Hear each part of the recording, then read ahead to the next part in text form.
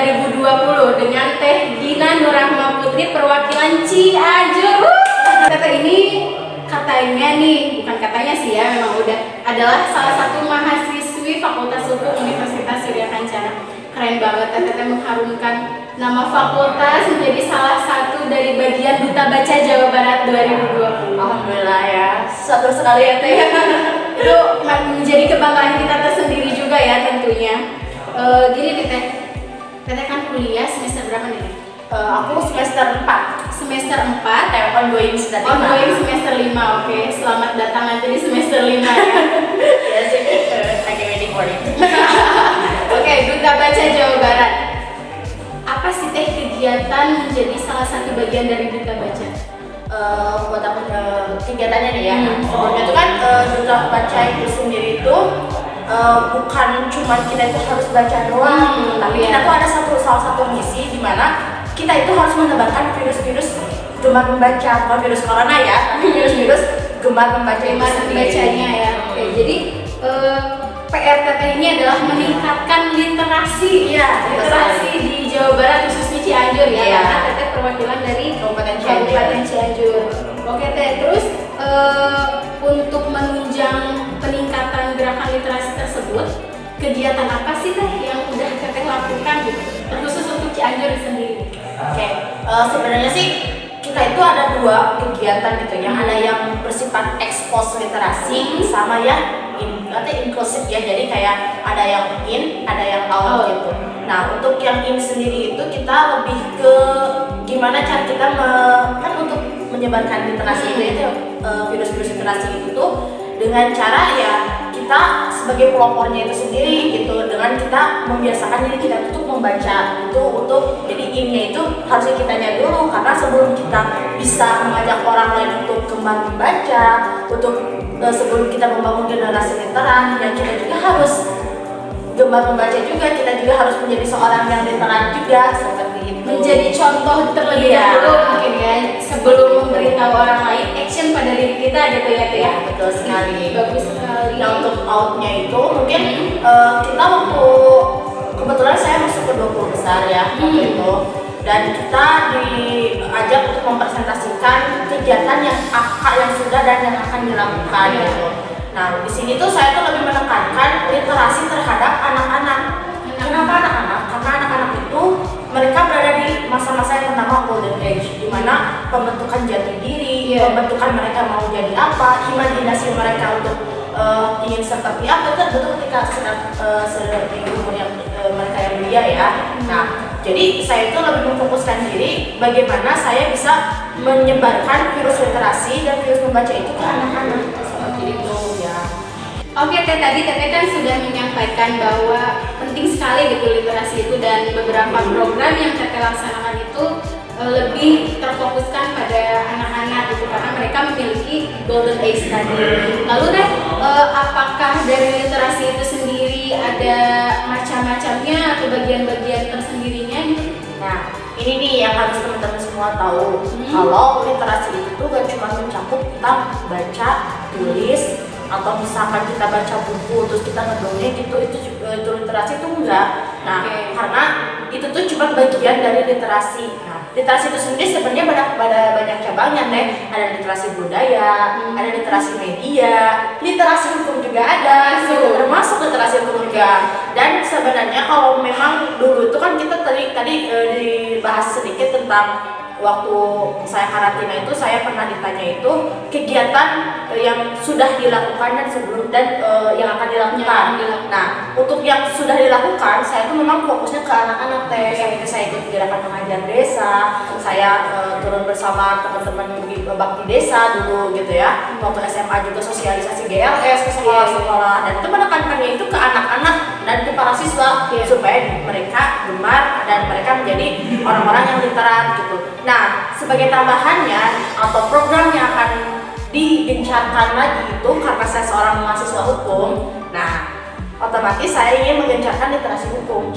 Ya, jadi di mana kebanyakannya itu ya, teman-teman semua mungkin tahu kita tuh, dan ini juga berhubungan dengan literasi media juga ya, banyak di zaman sekarang itu banyak sekali hoax, berita bohong, hate speech, bahkan ketika sekarang banyak gencarnya juga undang-undang seperti undang-undang haluan ideologi Pancasila, undang-undang HIM, undang-undang RUU PKS, terus seperti RUU KUHP seperti itu, dan banyak ada yang bilang kontroversi, ada yang bilang setuju, ada yang oposisi. Nah itu sebenarnya itu mereka itu kalau kita tanya gitu isi undang-undangnya itu apa sih, mereka pasti ngejawab apa ya gitu kan ya. Nah di sana itu penting adanya literasi hukum seperti itu teh. Jadi sebenarnya adanya kurang pemahaman gitu, kurang baca tadi ya. Karena literasi itu kan nggak sebatas baca tulis mendongeng atau apa, karena literasi itu bagaimana cara kita memahami sesuatu, bagaimana cara kita memahami suatu konteks secara menyeluruh, lalu kita dapat mengaplikasikannya ke dalam kehidupan kita, seperti itu makna literasi sesungguhnya itu. Gitu. Terus tadi kan Teteh menyampaikan anak-anak nih ya, saya mau menekankan bahwa itu adalah anak-anak tuh golden age-nya. Terus gimana cara meningkatkan minat baca daripada usia-usia kita ini nih Teh? Usia-usia yang sudah mulai kecanduan dengan gadget, yang sudah mulai meninggalkan buku-buku bacaannya gitu Teh. Gimana caranya meningkatkan literasi terhadap mereka? Oke. Berarti teknologi kita ngebahas tentang seumur sebaya gitu ya. Kalau anak-anak itu mereka bisa kita setir karena mereka itu masih bisa diarahkan, bisa diarahkan. Kita bisa jadi kendali bagi anak-anak karena mereka memang fasenya untuk dikendalikan ya. Tapi kalau misalkan seumuran kita itu yang terkadang itu kita tuh menolak gitu ya. Kadang-kadang teman saya ketika lihat buku tuh apa sih buku seperti itu ya. Nah, nggak ada gambarnya, nggak asik, terus cuma bacaan doang gitu ya. Nah, gimana sih cara menumbuhkan semangat literasi ke anak muda itu? Sebenarnya itu tuh gak bisa dipaksakan kan. Nah, kita cuma perlu tahu apa sih kesukaan dia. Karena Najwa Shihab pernah berkata bahwa cukup satu buku untuk membuatmu jatuh cinta. Nah, kita kalau misalnya kita pengen teman kita itu gemar baca buku, kita cari tahu dia tuh suka banget baca buku apa sih, dia tuh sukanya apa sih. Contoh kan ada yang suka bertani, ada yang suka otomotif, seperti itu. Kita bawa ke perpustakaan, nih bukunya, nih kalau kamu pengen lebih banyak tahu. Karena saya yakin setiap orang itu pasti suka membaca. Kalau dia nggak suka membaca, dia nggak mungkin pegang gadget. Karena ketika pegang gadget dia juga baca sebenarnya. Cuman iya, dia reading juga. Kita dari kehidupan sehari-hari itu pasti baca. Cuman, ya ada cumannya nih. Ketika kita itu terdoktrin atau apa ya, otak kita itu ketika mendengar buku itu kita tuh udah langsung terdoktrin hal yang membosankan. Males. Iya seperti itu. Karena apa? Kita tuh berpikiran bahwa buku itu hanya cuma untuk belajar. Padahal kita tuh bisa cari kesenangan dengan membaca buku seperti itu. Mungkin kita bisa kasih pengertian atau mau ngajak teman kita aja, kita tanya aja ke perpustakaan. Nah, insya Allah ya, karena itu aku udah ngelakuin itu ke beberapa teman aku juga dan itu berhasil gitu. Ketika yang satu tuh sukanya dia bertani, sukanya berwirausaha gitu. Yang satu dia sukanya otomotif atau apa. Saya ajak ke perpus dan Cianjur gitu. Ini bukunya ini dan ternyata setiap minggu dia kesana untuk baca buku itu. Diteruskan. Jadi candu tentunya ya. Iya. Gimana Teteh menerapkan minat baca atau meningkatkan literasi di lingkungan sekitar Teteh nih khususnya? Aku pribadi sih tips and trick itu memang kadang-kadang kalau buat minat baca itu sendiri itu susah gitu ya. Tergantung pribadinya gitu. Kalau misalnya kita berbicara tentang teman-teman aku nih yang banyak minat baca itu, rata-rata mereka itu kalau kita cerita gitu ya, kadang-kadang kan kita suka cerita buku gitu. Kamu buku apa, mau gitu, baca gimana? Mereka itu rata-rata tipenya itu mereka gak akan pernah tidur sebelum mereka menalati buku itu. Iya, tapi kan kita kalau lihat nih minat baca Indonesia yang ternyata menurut penelitian di PISA itu berada di 2 terbawah gitu ya. 2 terbawah dari 61 negara gitu ya. Itu miris, semua itu miris banget ya. Nah, bukan yang untuk dibercandakan ya. Iya. Nah, itu benar-benar hal yang sangat krusial menurut aku tuh terhadap minat baca itu, karena kan minat baca itu bersinggungan juga dengan pendidikan ya. Pendidikan bagus tidaknya pendidikan suatu negara itu dilihat dari minat bacanya gitu ya. Nah, jadi kalau buat aku pribadi karena kultur Indonesia atau kultur misalkan teman-teman atau remaja di Jawa Barat khususnya di Cianjur itu demikian gitu kan ya.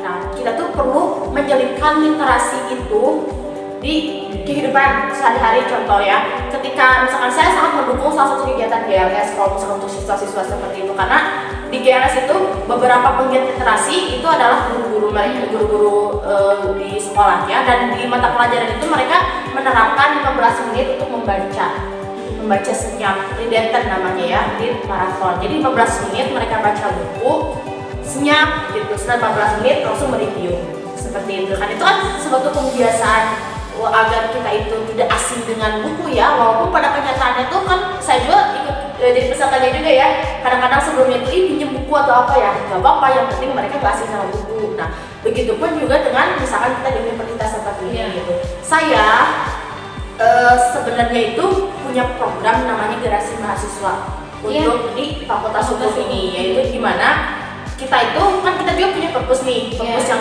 alhamdulillah lengkap, lumayan lengkap untuk buku-buku hukumnya, tapi masuk dengan e-booknya ya betul sekali. Tapi ketika kita tuh bakal suka kalau kita tiap hari bacanya buku tentang hukum gitu, walaupun itu sebuah kebutuhan buat kita. Nah jadi dengan betul, jadi dengan adanya Gerasi Mahasiswa ini itu atau gerakan literasi mahasiswa itu, dimana saya pengen semua mahasiswa itu yang peduli dengan literasi di Fakultas Hukum ini itu mereka membawa buku, menyumbangkan buku dan menyimpannya di salah satu sudut, dan saya pilih itu di salah satu sudut itu di Gedung Ormawa seperti itu teh.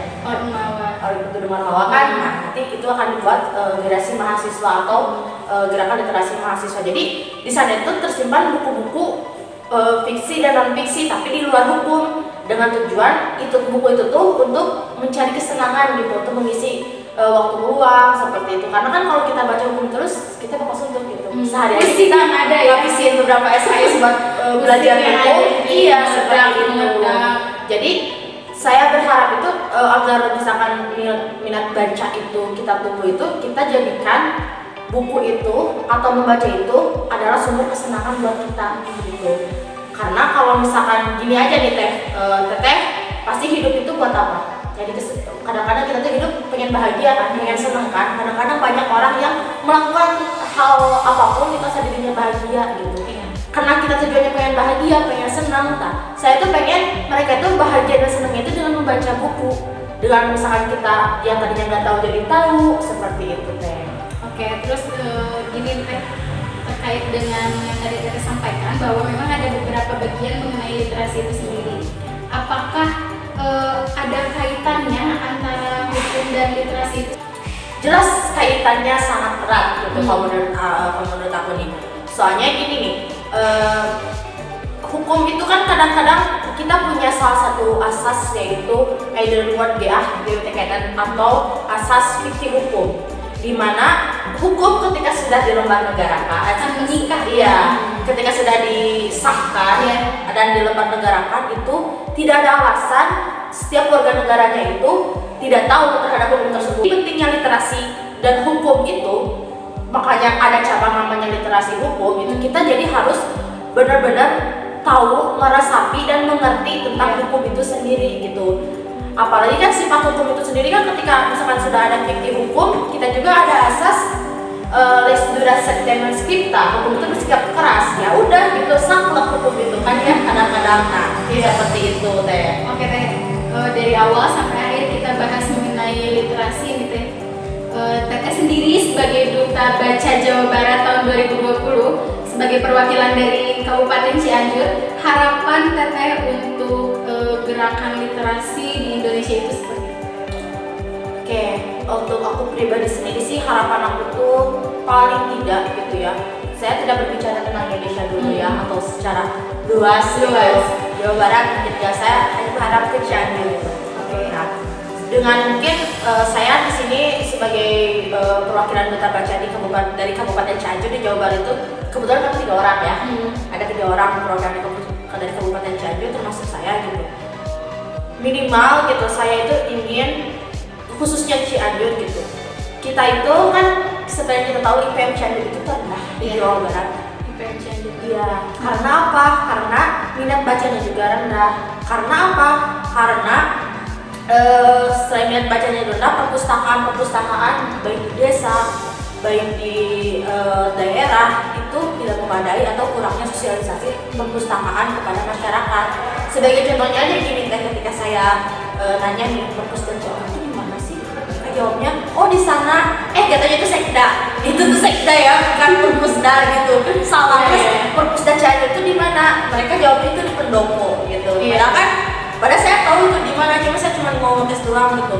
Mau bagaimana kita menaikkan IPM kalau minat baca masyarakatnya rendah, dan mau gimana minat baca masyarakatnya rendah kalau perpustakaan itu tidak dikembangkan gitu.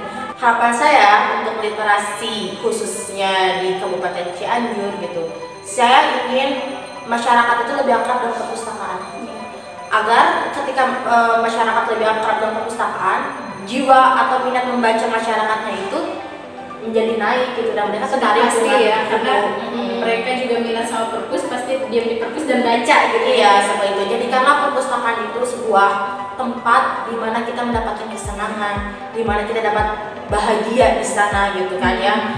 Jangan berpikiran perpustakaan itu adalah hal yang kuno, hal yang cuma untuk berisi tumpukan buku berdebu ya. Berdebu itu kan jarang dijamah gitu, jarang dipegang gitu. Bersahabatan dengan buku. Saya harap Indonesia bisa lebih bersinar, Indonesia bisa lebih maju lagi ketika masyarakatnya gemar membaca buku dan menjadikan membaca adalah sebuah kebutuhan. Oke, ya tadi itu adalah bincang-bincang kita ya Dina mengenai literasi. Banyak banget hal-hal yang baru yang saya dapatkan tentunya. Semoga apa yang tadi Teh Dina sampaikan dapat bermanfaat untuk teman-teman semua yang nonton. Jangan lupa untuk teman-teman atau adik-adik mahasiswa yang mau melanjutkan pendidikannya, yuk gabung di Fakultas Hukum Universitas Surya Kencana. Informasi lebih lanjutnya dilihat di description ya. Terima kasih.